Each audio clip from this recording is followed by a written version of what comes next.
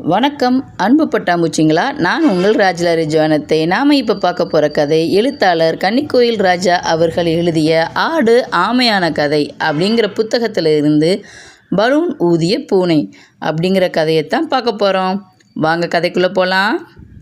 என்னது, பொழுது விடிஞ்சு இவ்வளோ நேரம் ஆச்சு, இன்னும் வெளியே வரலையே, அப்படி என்ன தான் வேலை இருக்குமோ அப்படின்னு அழுத்துக்கிரிச்சு கருப்பேம்பூனை.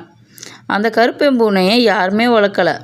தெருவில் உள்ள யாராச்சும் ஒரு வீட்டில் தான் சாப்பிட்டுக்கிறோம், கிடைக்கிற இடத்துல படுத்துக்கிறோம். ஆனால் இப்போ அது யாரை ஆர்வமாக தேடுது தெரியுமா? நம்ம மியா பூனையைத்தான். 6 மாதத்துக்கு முன்னாடி ஒரு நாள் கையில் நீண்ட சுருண்ட கம்பியோடு 2 பேர் தெருப்பூனைகளை பிடிக்கிறதுக்காக வந்தாங்க. ஏற்கனவே பிடிச்ச பூனைகள் எல்லாம் ஒரு பெரிய சாக்கு பையில் போட்டுக்கிட்டு அதை முதுகில் போட்டு ஒருத்தர் நடந்துகிட்டு இருந்தார். இன்னொருத்தவர் சுருக்கு கம்பியோட அங்கிட்டும் இங்கிட்டும் பார்த்துக்கிட்டே இருக்கார். எங்கேயாச்சும் பூனை சிக்குதா, அதை பிடிப்போமா அப்படின்னு. அவங்கள பார்த்தவொடனே நம்ம கருப்பனுக்கு உதறல் எடுத்துருச்சு. இந்நேரம் வளர்ப்பு பூனையாக இருந்தால் ஏதாச்சும் வீட்டுக்குள்ளே போய் ஒளிஞ்சிக்கலாம், தெருப்பூனை தானே, எந்த வீட்டில் போய் ஒளிகிறது அப்படின்னு யோசித்துக்கிட்டு இருக்கு. அப்போ தான் நண்பரே நண்பரே அப்படின்னு ஒரு குரல் கேட்குது. சுற்றி சுற்றி பார்க்குது. யார் கூப்பிட்டது தெரியலையே.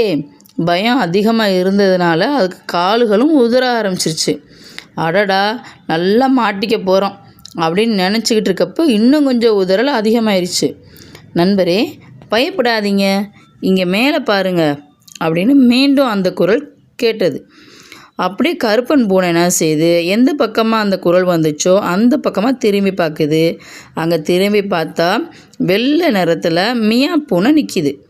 ஏற்கனவே பல தடவை பார்த்துருந்தாலும் அந்த மியா பூனை கூட பழகினதில்லை. இப்போதைக்கு இதை விட்டால் வழி இல்லை அப்படின்னு மியா பூனை சொல்கிறதையே கேட்போம் அப்படின்னு கருப்பேன் நினச்சிக்கிருச்சு. மியா பூனையோட குரல் கருப்பனுக்கு கொஞ்சம் ஆறுதலாக இருந்துச்சு. நண்பரே சீக்கிரம் மேலே ஏறி வாங்க, இங்கே வந்துட்டுருக்காங்க அப்படின்னு எச்சரிக்கை குரல் கொடுத்தது அந்த மியா பூனை.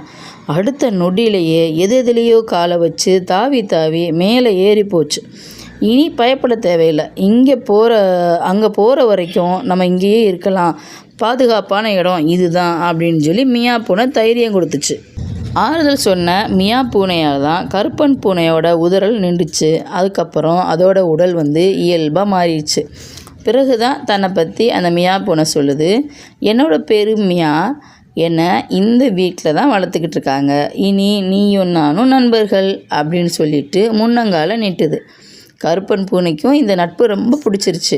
அதனால் அதுவும் தன்னோட முன்னங்காலை தூக்கி மியா பூனையோட காலோட உரசிச்சு.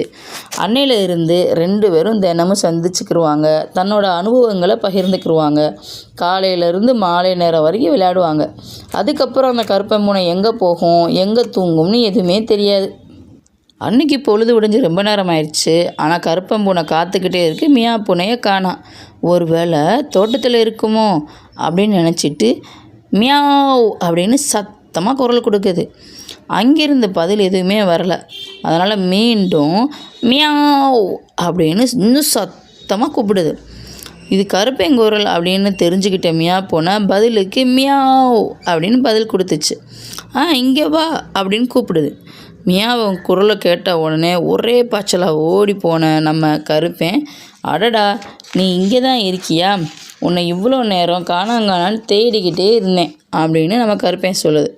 ஆமாம், நேற்று இந்த வீட்டு பிள்ளைக்கு பிறந்த நாளாச்சு, அதுக்கு நிறைய பேர் பரிசெல்லாம் கொடுத்துட்டாங்க.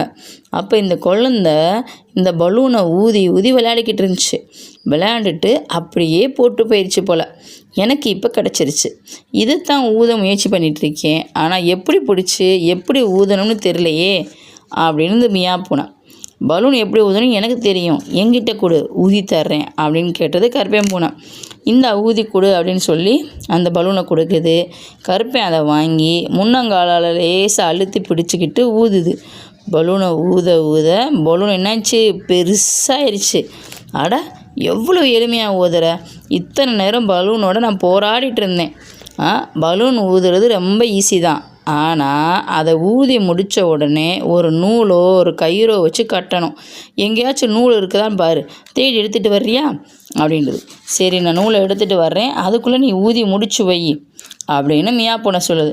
பலூனை எப்போ வேணாலும் ஊதிக்கலாம், முதல்ல அதை கட்டுறதுக்கு நூலை தேடலாம் அப்படின்னு சொல்லிட்டு 2 பேருமா தேட போகிறாங்க.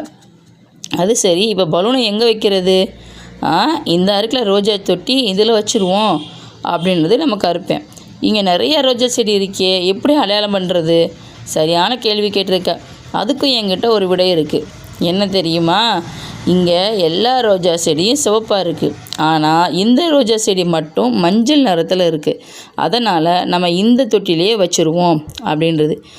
நீ சரியான புத்திசாலி தான் அப்படின்னு சொல்லிட்டு 2 பேரும் நூலை தேட கிளம்புறாங்க. நம்ம மியா வலது பக்கமாக போகுது, கருப்பேன் இடது பக்கமாக போகிறாங்க. நூல் கிடச்சிருச்சுன்னு சந்தோஷமாக மியா கத்துது. எனக்கு நூல் மட்டும் இல்லை, எனக்கு ஒரு புது பலூனும் கிடச்சிருச்சு அப்படின்றது நம்ம கருப்பேன். அப்படியா, மகிழ்ச்சி மகிழ்ச்சி, உன்னோட பலூன் பச்சை நிறத்தில் இருக்குது, என்னோட பலூன் ஆரஞ்சு பழம் மாதிரி இருக்குது அப்படின்னு சொல்லுது. ஆமாம், இன்னொரு பலூன் வெள்ளை கலரில் கிடச்சிட்டா நம்ம தேசிய கொடியோட வண்ணம் கிடச்சிரும் அப்படித்தானே அப்படின்றது. ஆமாம், நீ நல்லா யோசிக்கிறியே அப்படின்னு பாராட்டுது நம்ம மியா பூனை. சரி வா, பலூன்கள்லாம் ஊதி விளாடலாம் அப்படின்னு சொல்லிட்டு 2 பேரும் மஞ்சள் ரோஜா செடி இருக்குல்ல, அதை நோக்கி ஓடுறாங்க. மியாவ் மியாவுன்னு குரல் கொடுத்துக்கிட்டே ஓடுறாங்க. என்ன பட்டாம்பூச்சிகளா, கதை நல்லா இருந்துச்சா? மீண்டும் அடுத்த கதையில் சந்திப்போம். நன்றி.